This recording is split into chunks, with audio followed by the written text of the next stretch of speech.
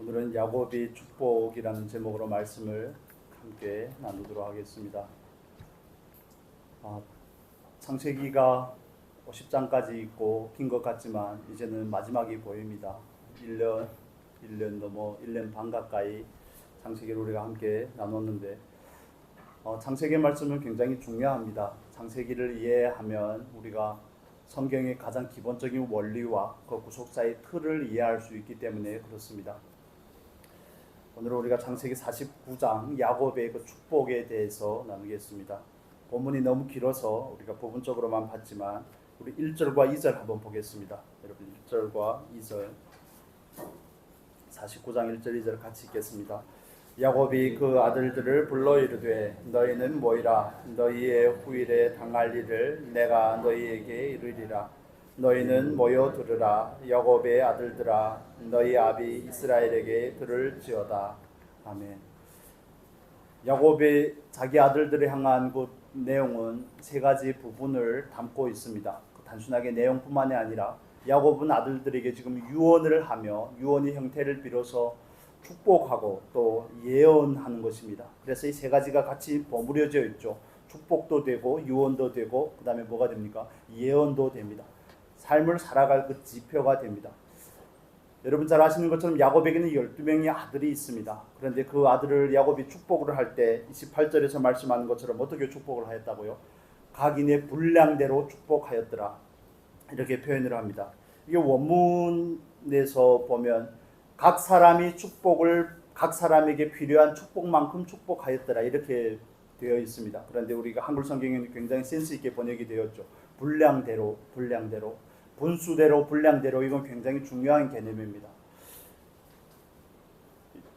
우리가 야곱의 위치가 되어서 역지사지로 한번 생각을 해보겠습니다. 여러분께서 저와 여러분이 마지막에 자녀들에게 남기고 싶은 말이 있다면 어떤 말씀을 남기고 싶은지 이건 좀 우리가 진지하게 생각을 해봐야 될 부분이 아닐까요? 야곱의 입장에서도 자녀들에게 좋은 말만 해주면 얼마나 좋겠습니까? 정말 들어가도 복을 받고 나와도 복을 받고 신명기 28장에 비슷한 그런 축복의 말씀만 하면 좋으련만 그런데 야곱의 아들들에 향한 그 축복의 내용은 저주 비슷한 것도 들어있고요. 축복 비슷한 것도 들어있고요. 이것도 저것도 아닌 것 같은 그런 것도 거기에 포함이 되어 있습니다. 그러나 우리가 하나님 앞에서 반드시 이해를 해야 될 부분이 있습니다. 하나님은 우리 각자에게 분량대로 복을 주시는 하나님이십니다. 그래서 우리가 1차적으로 이해를 할 부분은 얼마 받았느냐가 중요한 게 절대 아니라는 사실입니다. 가장 기본적인 전제죠. 달란트의 비유에서처럼 5달란트든 2달란트든 1달란트든 하나님께서 우리에게 천연적으로 주신 것 우리가 달란트라고 표현을 하죠. 은사나 재능 같은 것을 의미합니다. 얼마나 받았느냐가 중요한 것이 아니라 그 받은 것으로 어떻게 살았느냐가 우리가 하나님 앞에 설 때는 결산하게 될 몫인 줄로 믿습니다. 많이 받으면 뭐 하겠습니까? 적게 받으면 그게 또한 하나님 앞에서 무슨 대수가 되겠습니까? 중요한 것은 얼마를 받았느냐가 아니고 받은 것으로 하나님 앞에서 어떻게 살았느냐가 더 중요한 것입니다. 여러분 이게 동양의 문화, 한국 문화는 특별히 그 유교의 문화의 영향을 많이 받고 고려시대까지는 불교의 영향을 많이 받았죠. 백제시대 때 불교가 한국에 들어오고 나서 백제를 통해서 한국에 들어오고 나서 불교의 영향을 받다가 조선시대에 와서 유교의 영향을 받다 보니까 고유한 그런 정서와 사회적인 그런 분위기와 문화와 또 그런 신앙적인 관점이 있습니다. 관념이 있습니다. 그걸 우리가 토속신앙이라고 말하기도 합니다. 기복주의적인 것입니다. 기복주의적인 것. 여러분 우리가 야곱의 아들들에게서 살펴보지만 야곱이 축복한 아들들이 그 마지막에 축복으로 끝났나요? 대표적으로 여러분이 좋아하시는 요셉을 보겠습니다. 우리 요셉의 말씀 한 구절만 보겠습니다. 24절만 볼까요? 49장 24절 같이 읽겠습니다. 요셉의 활이 도리어 경강하며 그의 팔에 힘이 있으니 야곱의 전능자의 손을 힘입음이라. 그로부터 이스라엘 반석인 목자가 나도다. 여러분에게 말씀드렸던 것처럼 야곱은 이스라엘의 장자의 축복을 받습니다. 그래서 우리가 48장에서 나누었던 것처럼 에브라임과 므낫세가 두 몫을 얻게 되는 거죠. 요셉의 앞으로 사실 야곱의 축복은 48장부터 시작이 되는데 야곱의 아들 요셉이 그의 장자가 되고 그 넷째 아들은 유다는 뭐가 됩니까? 영적인 장자라고 우리가 표현하는 치리권을 가지게 되는 것입니다. 그런데 우리가 요셉의 두 아들 에브라임과 므낫세를 생각해 볼 필요가 있습니다. 야곱은 요셉에게 정말 엄청난 축복을 해주지 않습니까?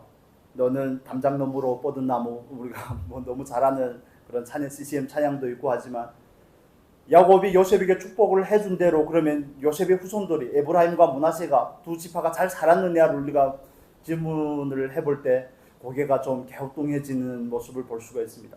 통일 이스라엘을 분리한 지파가 어디입니까? 에브라임 지파거든요. 에브라임은 요셉의 둘째 아들이죠. 이해가 되십니까? 솔로몬의 아들 르호보암 때 와서 하나님께서 그 나라를 남북으로 나누게 하시는데 그때 북이스라엘로 나누게끔 한 그 주도한 사람이 여로보암이죠. 그 여로보암은 에브라임 지파의 사람입니다. 그래서 하나님께서 우리에게 축복을 한다면 그 축복이 곧이곧대로 마지막까지 이루어지는 것이 아니라 그 가운데는 많은 변수가 있다는 것을 우리가 알게 되는 것입니다. 하나님께서 요셉에게 그렇게 축복을 했지만 요셉의 자손들은 하나님 앞에서 정말 담장 넘어 뻗은 나무로 살았는지에 대해서는 우리가 의문을 가지게 되는 것입니다. 다시 돌아와서 우리가 다른 인물들에 대해서, 다른 아들들에 대해서 우리가 살펴보겠습니다. 우리 5절의 말씀 보겠습니다. 5절, 49장 5절. 5절의 말씀 같이 읽겠습니다. 시므온과 레위는 형제요 그들의 칼은 잔해하는 기계로다. 루벤에 대해서 한 예언이 있고 그 다음에 시므온과 레위에 대한 예언이 있습니다. 순차적으로 예언을 하는데 레위 지파는 정말 야곱이 예언을 했던 그대로 아비의 침상에 올랐던 그 루벤은 모든 것을 다 잃고 그 지파를 통해서는 정말 탁월한 사람이 한 사람도 나지 않습니다. 한 사람도 나지 않고 그냥 유야무야 하다가 제일 먼저 이방에 동화가 된 지파가 루벤 지파입니다. 왜냐하면 루벤 지파는 약속의 땅 동편의 땅을 약속으로 받았죠. 그래서 이방에 제일 먼저 동화가 되고 거기서는 특출한 인물도 나지 않습니다. 우리가 중점적으로 살필 것은 시므온과 레위입니다. 시므온과 레위는 어떻습니까? 그들이 세겜 성의 모든 사람들을 학살을 했죠. 6절과 7절도 같이 읽겠습니다. 내 호나 그들의 모의에 상관하지 말지어다. 내 영광과 그들의 집회에 참여하지 말지어다. 그들이 그 분노대로 사람을 죽이고 그 혈기대로 소의 발목 힘줄을 끊었음이로다. 그 노염이 혹독하니 저주를 받을 것이요 분기가 맹렬하니 저주를 받을 것이라. 내가 그들을 야곱 중에서 나누며 이스라엘 중에서 흩으리로다. 아멘. 시므온과 레위는 하나님의 그 언약의 표징인 할례를 빙자해서 세겜 성에 있는 남자들에게 할례를 받게 하고 3일 만에 들어가서 두 사람이 들어가서 온 마을을 한 성 전체를 모두 다 몰살을 시킵니다. 그들의 동생 디나를 범한 것은 세겜의 가족이죠. 세겜과 그 아들이지만 그러나 그들은 온 성을 진멸하는 그 잔인함을 보였습니다. 그래서 루벤은 아버지의 침상에 올랐기 때문에 장자권에서 탈락이 되는 겁니다. 첫째지만 그 모든 권능이 탁월했지만 탈락이 되고 둘째인 시몬과 셋째인 레위도 그들의 잔악함 때문에 장자권에서 탈락이 되고 그 지리권은 누구에게로 넘어오는 겁니까? 유다에게로, 넷째 아들이 유다에게로 넘어오게 되는 겁니다. 그렇다면 제가 처음부터 말씀을 드린 것은 이런 부분입니다. 하나님께서 우리에게 축복을 하셨다고 해서 그 축복이 곧이곧대로 마지막까지 유지될 것이냐? 그렇지 않다는 것은 성경은 우리에게 반복해서 보여주고 있습니다. 시므온과 레위는 정말 흡사 저주에 비슷한 말을 듣죠. 유언인데 정말 숨이 넘어가기 전에 남겨야 될 제일 마지막 축복이고 유언인데 좋은 말을 해야 되지 않을까요? 아무리 잘못한 게 있더라도 큰아들 루벤을 향해서 야곱이 속이 정말 뒤끝이 장렬이라서 침상을 범했을 때는 아무 얘기도 안 하고 있다가 시므온과 레위가 온 성을 진멸하고 왔을 때는 그냥 두려움에 있고 입을 막고 아무 얘기도 안 하고 있다가 마지막에 와서 뒤끝 장렬인 모습을 보여주는 것이 아닙니다. 그건 하나님의 입장에서 하나님의 말씀을 따라서 예언을 하는 겁니다. 좋은 내용이면 좋겠지만 그런데 축복이 때론 축복이 저주가 되고 저주가 축복이 된다는 사실을 우리는 이해할 필요가 있습니다. 이건 성경에서 굉장히 중요한 개념입니다. 시므온과 레위가 저주를 받지만 그러나 레위는 그 저주에 흡사한 그 내용이 출애굽기 32장에 가서 그게 뒤집어집니다. 하나님을 기업으로 받는 지파가 된다는 데 놀라운 축복이 있습니다. 여러분 잘 아시는 내용이지만 우리 살펴보고 가겠습니다. 출애굽기 32장 보겠습니다. 출애굽기 32장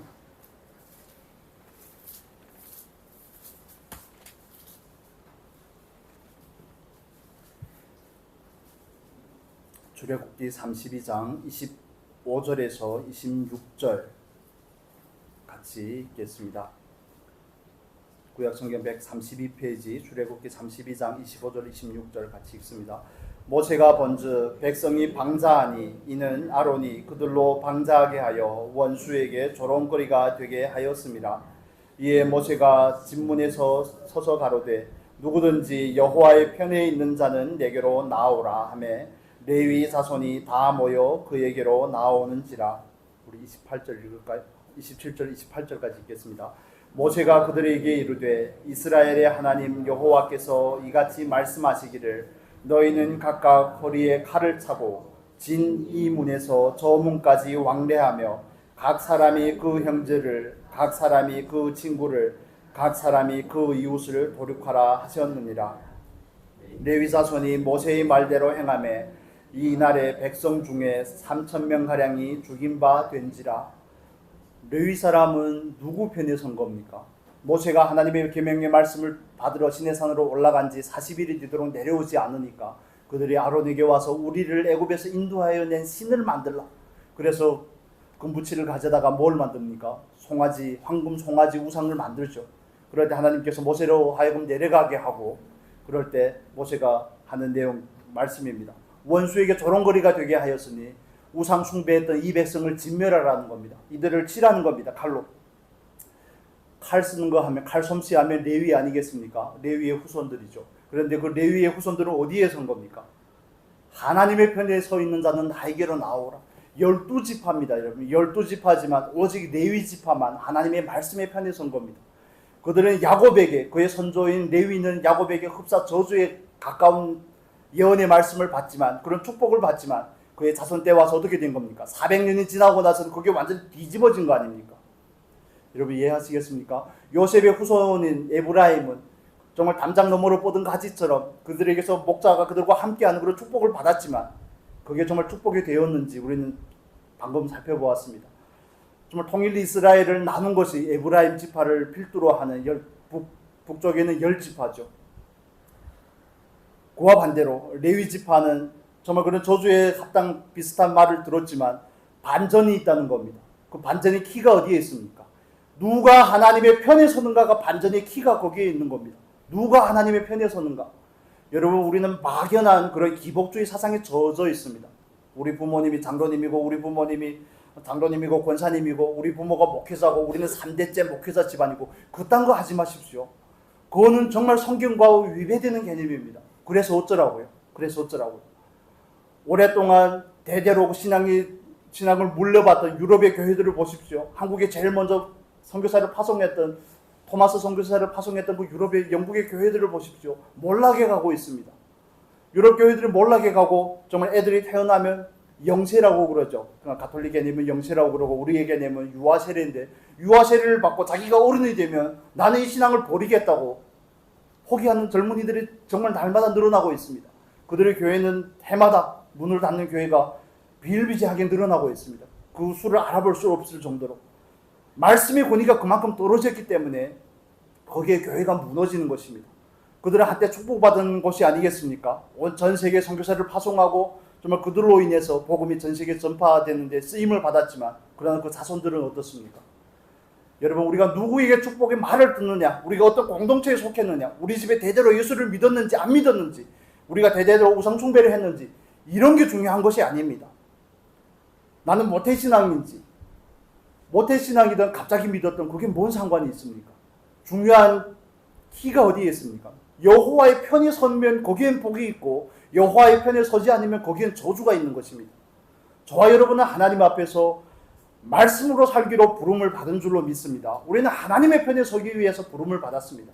하나님의 편에 선다는 것은 정말 모든 육신의 것들을 넘어서는 개념이죠. 어떻게 자기의 동족을 도륙하냐고요. 어떻게 자기의 동족에게 칼을 들이댈 수가 있습니까? 그런데 하나님께서 하라고 하면 우리는 하는 것입니다. 하나님은 언제나 옳은 일을 하시는 분이신 줄로 믿습니다. 그분 자체가 옳으시기 때문에, 그분 자체가 선하시기 때문에 그렇습니다. 그래서 축복이나 저주가 중요한 것이 아니라 어떻게 사느냐가 더 중요한 것입니다. 말씀 편에 서느냐가 더 중요한 것입니다. 요셉의 후손이라고 해서 복을 받는 것도 아니고 또 이스라엘 12지파라고 해서 복을 받는 것이 아닙니다. 계시록 7장에 가면 이스라엘의 12지파 중에서 한 지파가 빠지게 됩니다. 어느 지파가 빠진지 여러분 아십니까? 단 지파가 빠지게 됩니다. 단 지파가. 왜요? 왜 빠지게 됩니까? 그는 정말 사단에게 좀 속된 자로서 그 행하는 일들이, 사사기를 봐도 그렇고 그들은 정말 엄청난 일들을 합니다. 야곱의 아들이고 이스라엘의 12지파고 하나님의 언약을 받은 백성이면 뭐하냐고요. 거기에 무조건적인 복이 있는 것이 아닙니다. 기독교의 신앙은 숙명론적이 아닙니다. 내가 우리의 부모님이 장로님이고 권사님이고 우리가 몇 대째 예수를 믿었고 그런데 전혀 하나님의 말씀이 그런데 매이지 않는다는 사실을 여러분 기억하시면 좋겠습니다. 우리는 알게 모르게 그런 숙명론적인 신앙에 젖어들어 있습니다. 그러니까 한국에서 내 가게에 흐르는 저주를 끊으라 이런 책들이 팔리는 겁니다. 유교의 영향을 많이 받기 때문에 내가 조상을 잘 섬겨야지 내 삶이 형통한 것처럼 예수를 믿어도 그 개념이 있기 때문에 예수 그리스도께서 십자가에 못 박히심으로 모든 죄와 사망과 저주에서 우리를 해방하셨는데 물은 나무에 달린 자마다 저주를 당한 자라고 그래서 예수께서 우리의 저주를 담당하셨는데 우리는 예수를 믿으면 오직 축복과 은혜만 있는 줄로 믿습니다. 그 저주에서 벗어난 줄로 믿습니다. 그런데 우리는 아직도 거기에 매이게 되죠. 아직도 숙명론적인 그런 신앙과 이 시대가 우리에게 주는 이 문화와 전통이 우리에게 암암리에 주는 그런 진리가 아닌 그런 것에 매이게 됩니다. 여러분의 삶의 기준은 무엇입니까? 우리는 토속신앙적인 그 문화적인 풍습을 따라가는 것이 아니라 숙명론적인 신앙을 따라가는 것이 아니라 우리는 하나님의 말씀을 따라가는 사람인 줄로 믿습니다. 어떤 가문에서 태어났는지 전혀 중요한 것이 아닙니다. 몇 대가 예수를 믿었는지, 내가 얼마나 신령한 공동체에 속했는지, 내가 어떤 스승에게서 배웠는지, 그래서 어쩌라고요? 그게 뭐가 그렇게 중요합니까? 정말 한마디를 깨달아도 하나님의 말씀의 편에 서는 사람에게 하나님은 복을 주시는 줄로 믿습니다. 주야로 여호와의 율법을 묵상하는 자에게 복이 있습니다. 그런 사람에게 하나님께서 함께 하시고 그런 사람에게 그의 삶을 천대까지 복을 주시는 것입니다. 그래서 우리가 반드시 알아야 될 개념입니다. 여러분 10년이면 뭐가 변한다고요? 강산도 변한다고 그러죠. 중국식 속담에는 10년은 강서 쪽이고 10년은 강도 동쪽이다 뭐 이런 식으로 표현을 합니다. 정함이 없다는 겁니다. 정함이 없다는 것. 우리 시편 1편 잘 아시는 말씀인데 한번 보고 가겠습니다. 시편 1편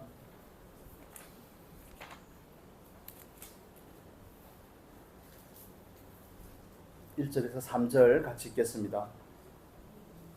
시편 1편 1절에서 3절 같이 읽습니다.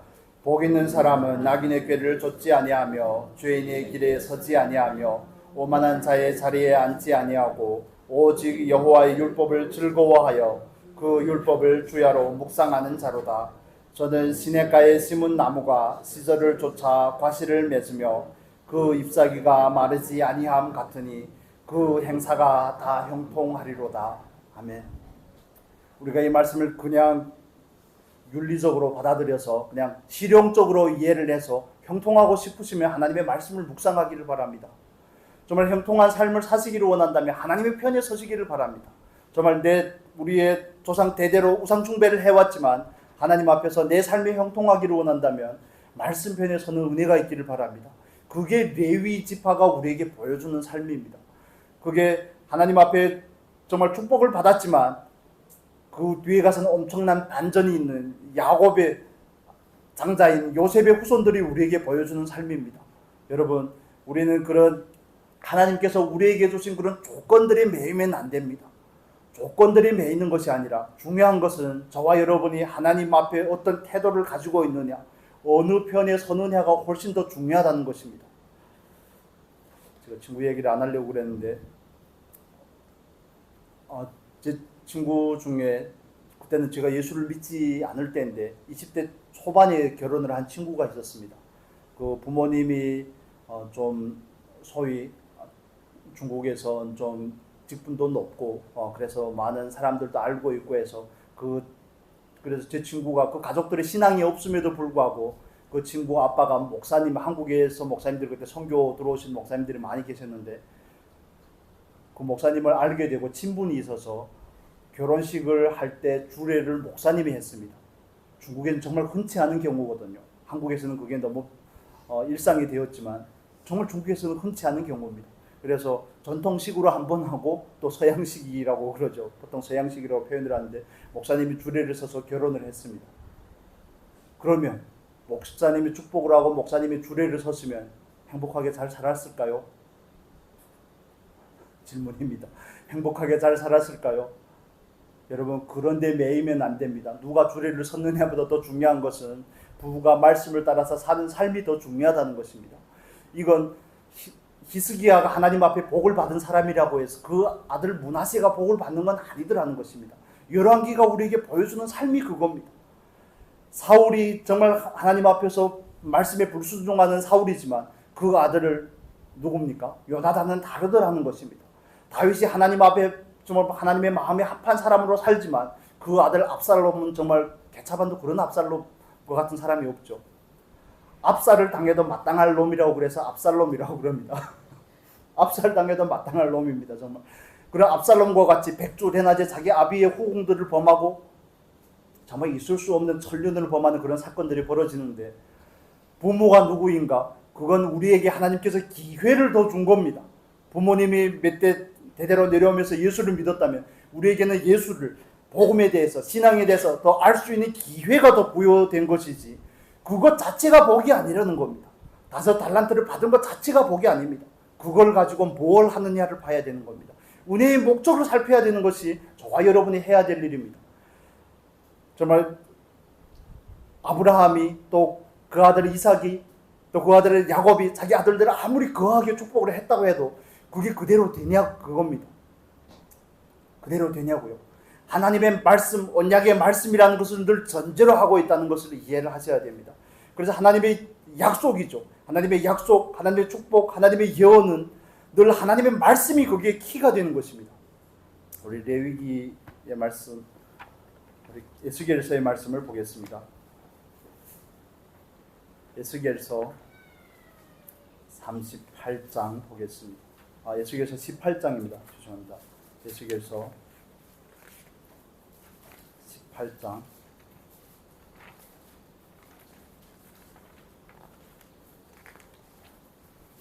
같이 읽겠습니다. 18장 1절에서 4절입니다. 1절에서 4절.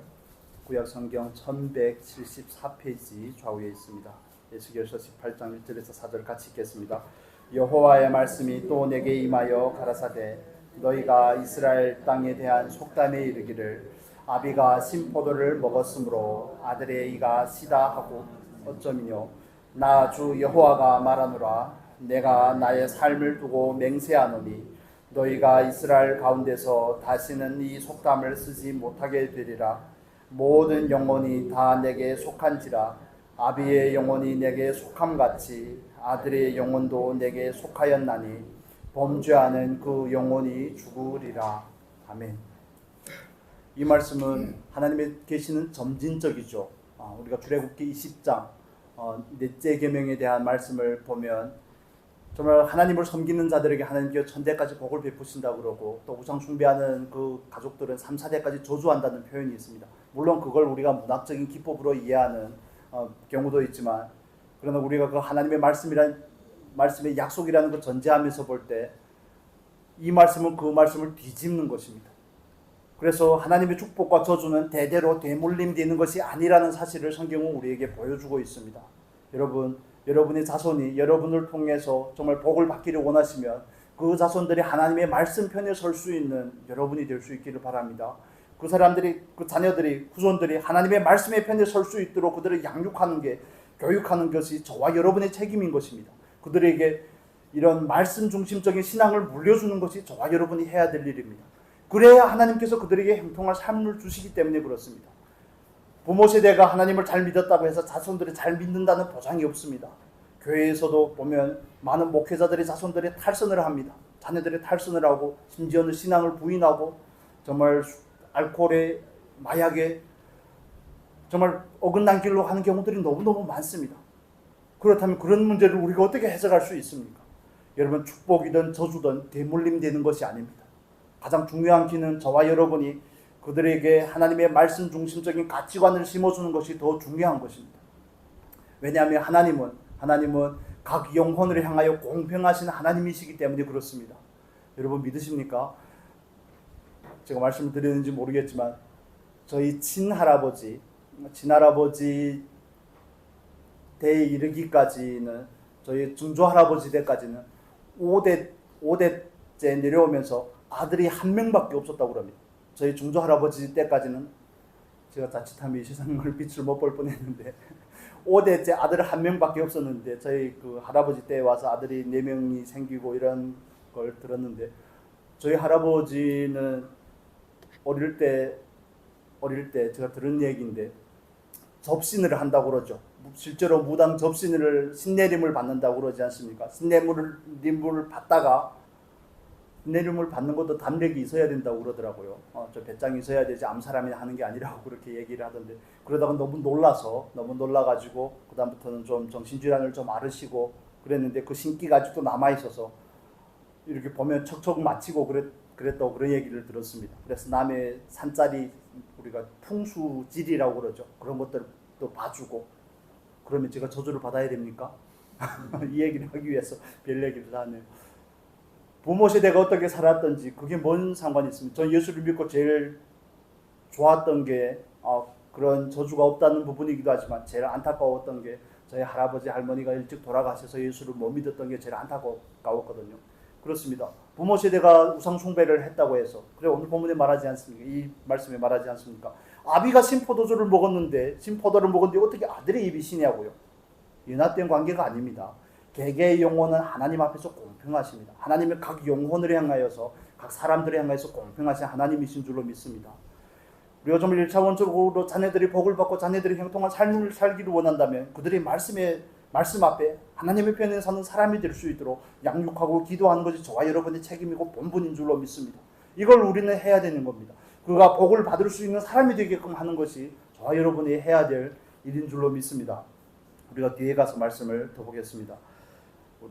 에스겔서 18장의 말씀입니다. 18장 뒤에 가서 20절부터 22절 같이 보겠습니다. 20절에서 22절 같이 읽겠습니다.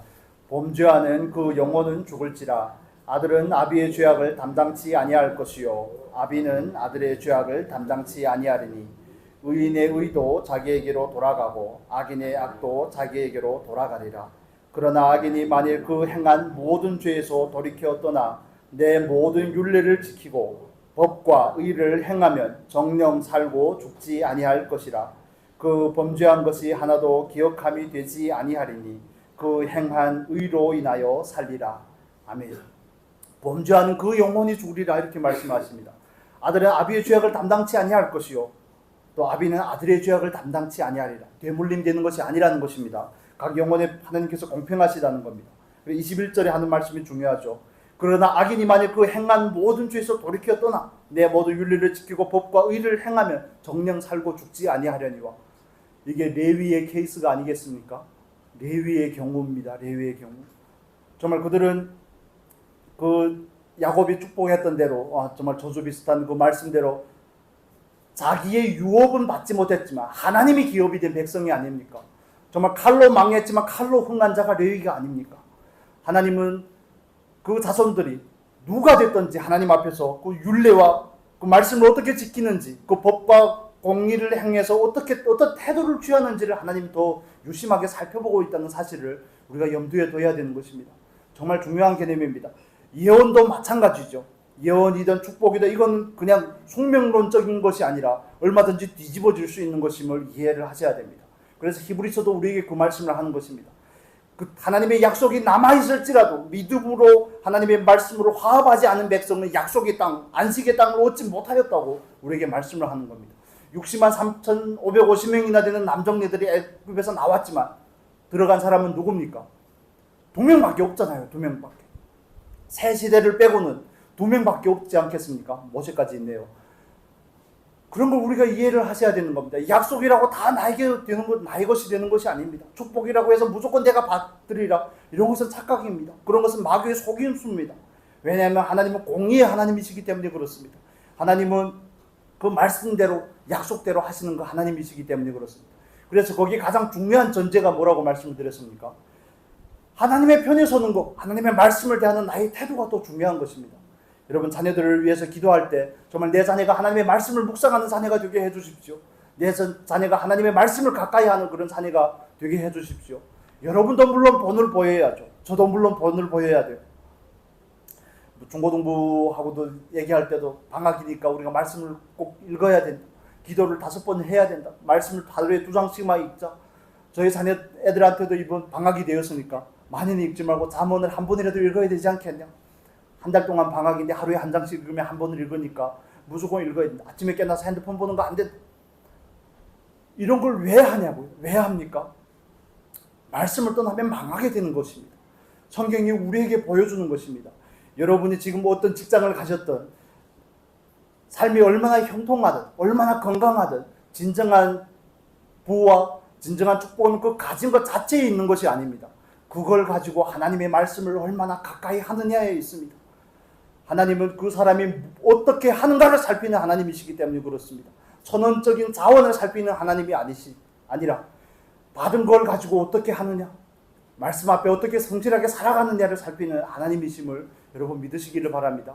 레위 지파는 정말 저주에 흡사한 예언을 받았지만 그들의 삶에는 반전이 있지만, 그러나 시므온 지파와 같은 경우에는 정말 야곱이 예언한 그대로 유다 지파에 흡수되어 버립니다. 르우벤 지파 같은 경우에는 그냥 이방에 동화되어 버립니다. 이런 경우들을 우리가 볼 때 그 기준, 숙명적이지 않은 그 하나님의 말씀에 대해서 그 이해의 폭이 좀 더 넓어질 수 있기를 축복합니다. 여러분, 우리가 관심을 두어야 될 것은 오로지 안전하서나 당신 생각이 아니라 오로지 하나님의 말씀입니다. 하나님의 말씀을 마음에 두시기를 바랍니다. 하나님의 말씀을 소유한 저와 여러분이 될 수 있기를 바랍니다. 자녀들에게도 말씀입니다. 주일학교 애들에게도 말씀입니다. 말씀과 기도를 떠나서는 그 근간이 서지 못하기 때문에 아무리 좋은 직장을 가져도 그 하는 짓이 하나님의 말씀을 벗어나 있다면 시작은 좋았을지 모르지만 용두사미가 됩니다. 유지가 되지 않는데 뭔 의미가 있겠습니까?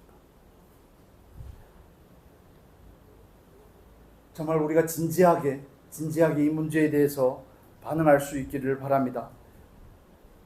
그리고 우리가 자녀들에게 또 한 가지 가르쳐줘야 될 것은, 하나님께서 주신 것은 하나님의 주권을 따라 분량대로 주셨다는 사실을 반복해서 교육하시기를 바랍니다.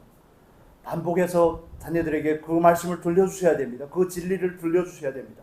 하나님은 분수대로 일하시는 하나님입니다. 그런데 이게 자본주의, 물질 만능주의라는 이 사회적인 풍조가, 세상의 풍조가 우리 안에 들어와서 모든 사람이 부자가 될 수 있는 것처럼 얘기를 합니다. 그렇지 않습니다, 여러분. 각자에게는 하나님이 주신 은사와 달란트가 있고 그릇의 크기가 있습니다. 그릇의 크기가 있습니다.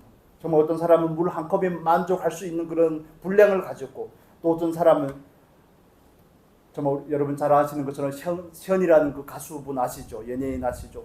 그분이 하는 그런 많은 자선 활동을 통해서 북한에 있는 많은 5,000명이나 되는 아이들을 섬기고 있다고 그런 얘기를 들은 적이 있습니다. 그분에게는 그 사람만큼의 분량이 있는 겁니다. 그분이 그런 일에 참여하기를 원하고 그분의 분량이 있으니까 하나님께서 그에게 그만큼 주시는 것이 아니겠습니까? 그런데 하나님이 주신 것은 맨날 까먹는데 하나님 자꾸 더 주시라고 하는 거 별로 복이 되지 않습니다. 별로 복이 되지 않습니다. 그래서 중요한 것은 저와 여러분도 물론 그렇지만 자녀들도 하나님은 각 사람에게 분량대로 축복하시는 하나님이라는 것을 인지시켜 주시면 좋겠습니다. 외모도 우리 가진 모든 조건들도 다 분량입니다. 그런데 이 시대는 그걸 거스르라고 말하는 겁니다. 얼굴이 마음에 안 들어? 그럼 갈아엎어. 이게 이 시대가 우리에게 주는 가치관입니다. 메시지입니다. 성별이 마음에 안 들어? 젠더가 마음에 안 들어? 그럼 갈아엎으라는 거죠. 태국 한번 갔다 오라는 겁니다. 남자가 여자가 되고 여자가 남자가 되고 이런 걸 하라는 것이죠.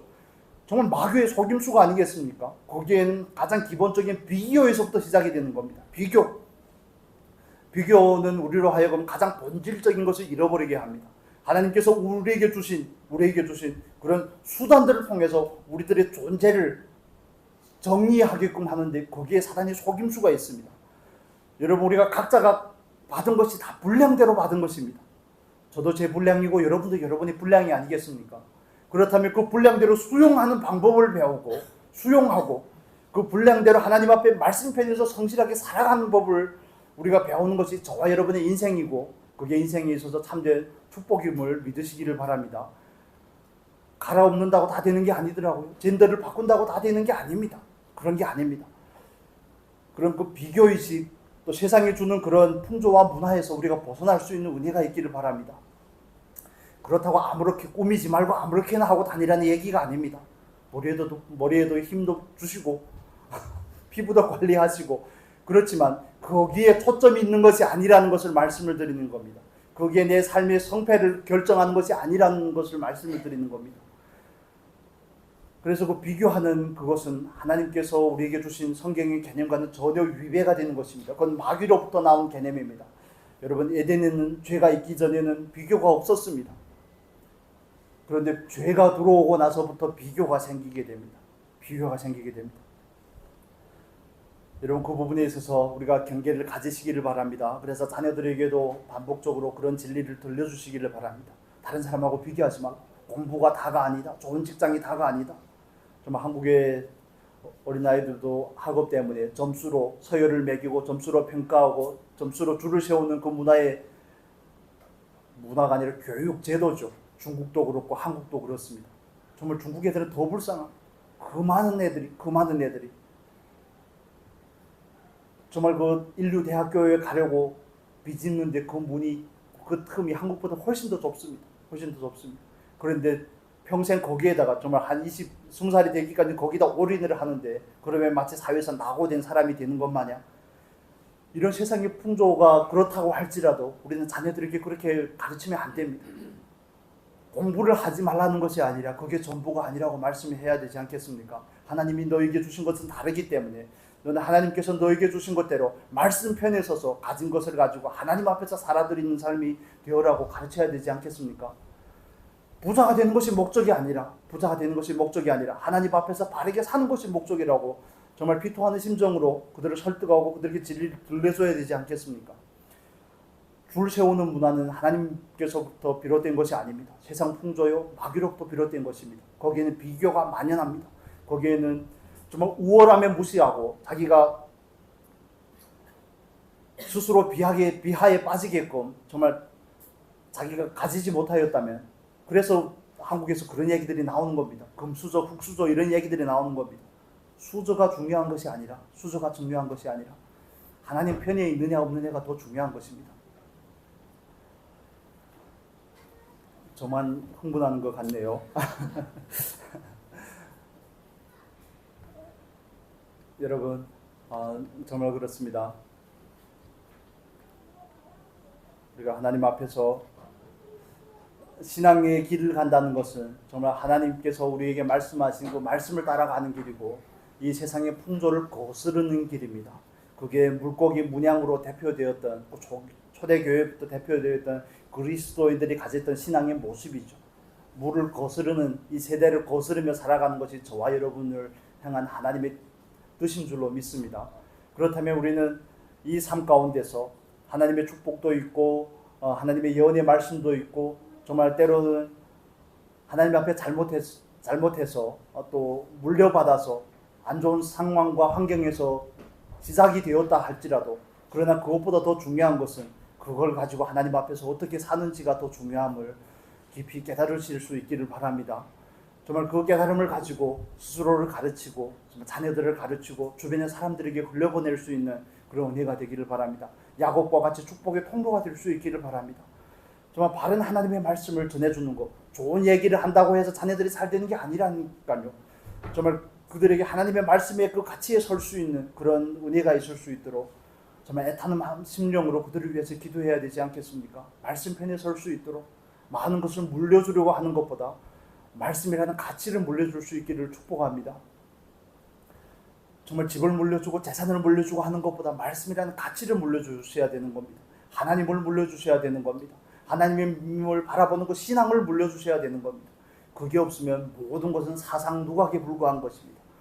겉보기에는 번드르르 하지만 곧 무너지게 됩니다. 바람이 불고 비가 내리고 창수가 나면, 홍수가 나면 집안이 약한 데가 무너지지 않겠습니까? 우리가 이 산사태가 일어나는 상황을 보면서 보지 않습니까? 집안이 약하니까 무너지는 것입니다. 그래서 저와 여러분도 물론 그렇지만 말씀에 기반을 두십시오. 레위 지파와 같이 저주로 시작하였지만 정말 말씀 편에 서서 하나님의 말씀이라는 그 진리를 온전히 붙잡으시기를 바랍니다. 하나님의 법과 그 공도와 하나님의 그 공평하심에 대해 우리의 마음을 두고 거기에 우리의 초점을 둘 수 있는 은혜가 있기를 바랍니다. 그리고 각자 하나님은 우리 각자에게 분량대로 축복하시는 겁니다. 분량대로 축복하는 것. 그래서 상호 비교하지 않으시기를 바랍니다. 교회에서도 모든 사람이 다 가르칠 수는 없습니다. 모든 사람이 다 섬길 수는 없습니다. 이런 부분에 있어서 정말 자유함을 가질 수 있는 은혜가 있기를 바랍니다. 우리 마지막으로 로마서 12장의 말씀 보겠습니다. 로마서 12장